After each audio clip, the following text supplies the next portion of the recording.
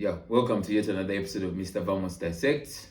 For those of you who are new here at Mr. Vamos Dissect, we basically talk about the gist in football that's directly looking into football matches, looking into the players, the player matchups, the team chemistry, how the teams intend to line up before a game, how do basically the stuff that a team is involved in when they're getting into a game.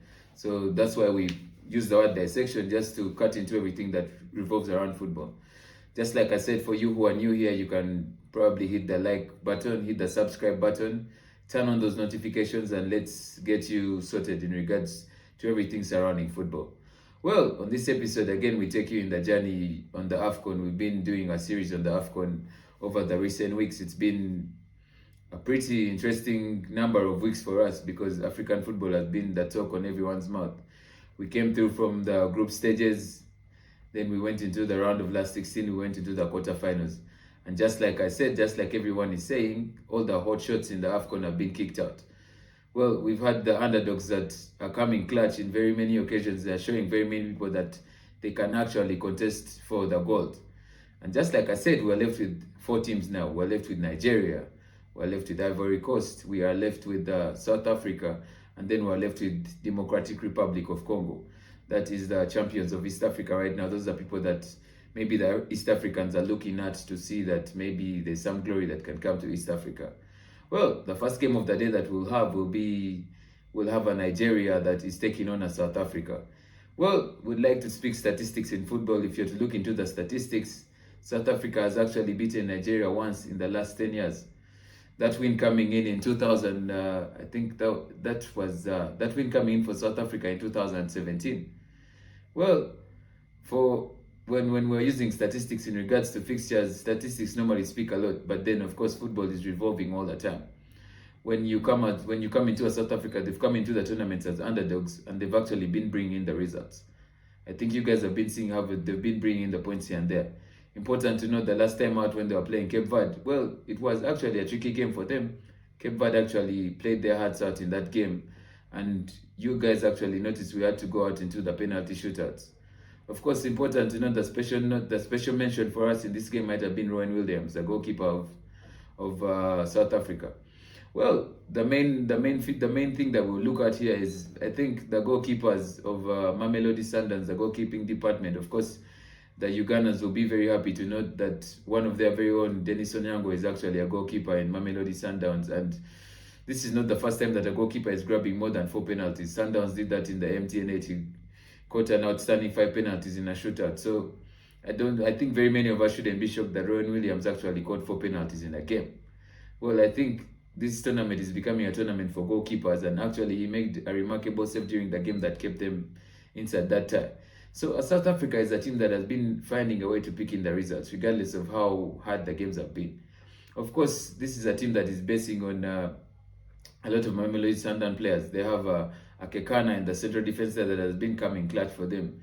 He's been trying to read the game for them most of the time. And then when you come into the middle, you get a Tembazwane. I can't stop talking about him because I think he's the focal point of that team. And then you get in a Mokowena inside there again for you. Someone that is actually going to bring a lot of he's going to bring a lot of width into the game. He's going to do a lot of transition play. These are players that have been taught about transition play, bring the ball from the defensive side of the game and then bring it to the strike. And then we have a Pasitao. Important to note that he played for Brighton. And then of course for their striker, they actually went for a striker from Orlando Pirates. And then I think I've been watching the press conference that he did, and then he said very many people were doubting him coming to the tournament, and he says he wants to impress his coach. He wants to repay the favor that the coach did for him. So that South Africa team is not one to underlook, but basing on the statistic, the statistics didn't really look so good. But I think in all the games that you guys have watched in the tournament, the underdogs are people that you should watch out for. When we get into the Nigeria squad, well, Nigeria is pretty star-studded, yeah? When we start from the goalkeeper, Stanley Nwabili is actually playing a lot of good football. He's making very many remarkable saves. And if you're to look into the history of Nigeria, they've actually been building very good goalkeepers back in the day. If you remember Vincent, he was called Vincent Enyama.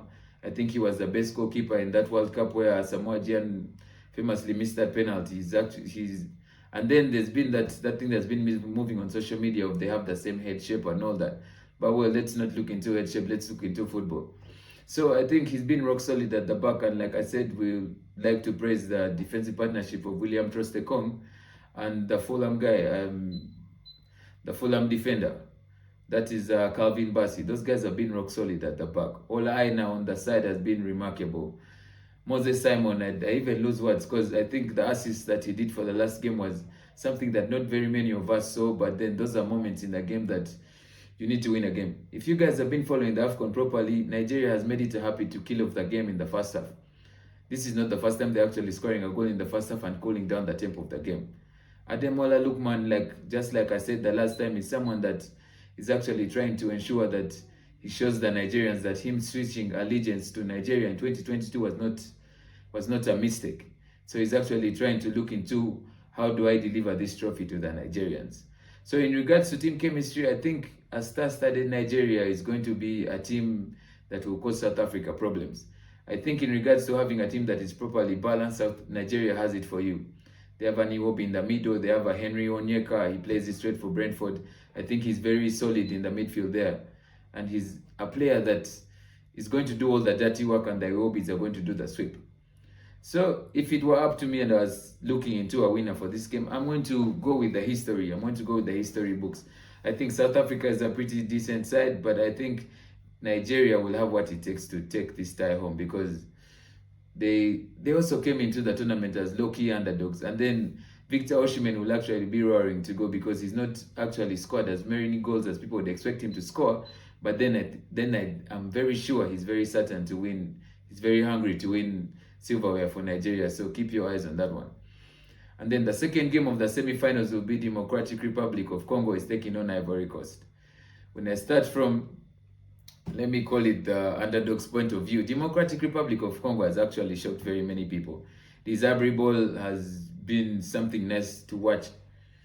I would not even like to talk about the whole Uganda Cranes dynamics in all this, but then I think let bygones be bygones for the Uganda Cranes. Let's focus on what the man has done for Democratic Republic of Congo. For Democratic Republic side to come through to this tournament and march into the semi-finals, it is something that is not a usual thing. Now, if you are to look into organizing a team and getting a team that wants to win you something, and then you go and make your captain Mbemba, that is something that is going to be very focal for the younger boys in the team, because Mbemba has been playing football from ever since I can remember. I don't remember watching a game in France or something and I didn't see Mbemba playing. He has actually moved the whole Europe. And then I'd like to, just like I said, it's a goalkeeper tournament. Their goalkeeper is actually remarkable. He scored the winning penalty the last time when they were coming into the knockouts, and then that was against Egypt. And important to note was the smile that he did after Gabaski had missed his penalty. It actually showed that the goalkeeper was beaming in confidence. That's in passing out. He plays it straight in Rodez. That's in France. So he's actually also been rock solid at the back, together with the defensive partnership of Mbemba. And then never forget the guy that famously scored the free kick in the last time out. I remember his name as we continue. But then I think that's those are players that have been instrumental for them. In the strike, never forget Cedric Bakambu. Well, I think he had a rather dull performance, but then players like Johan Wissa stepped up and actually delivered the goods. So this Democratic Republic side is not one that you should sleep on. I think they actually have a point to prove in regards to African football. So keep your eyes locked on that one. And then for Ivory Coast, I'd like to say this Ivory Coast is moving on momentum. It's moving on being the host nation. It's moving on the new interim coach actually making big shots inside there. I was praising the midfield pivot of that's Michael Seri, Fofana, and Frank Esse, but that didn't actually look like it worked the last time out. But just like I said, these guys actually have, I don't know what is actually pushing them. There's that force that pushes them when they actually concede, because after going a goal down against Mali, who I believe were playing very beautiful football, somehow I think the gods of Ivory Coast just told them, guys, this is our tournament. We need to make it count. Well, the introduction of that's Adingra, he plays it straight for Brighton, was very instrumental. Well, I think the introduction of a player like that introduced like a certain flair to the game. You notice when Ivory Coast managed to do the equalizer, they actually went pushing. They began pushing Mali. They began using the aerial ability of Sebastian Halle because they didn't start the game. And then, of course, Nicolas Pepe actually had to.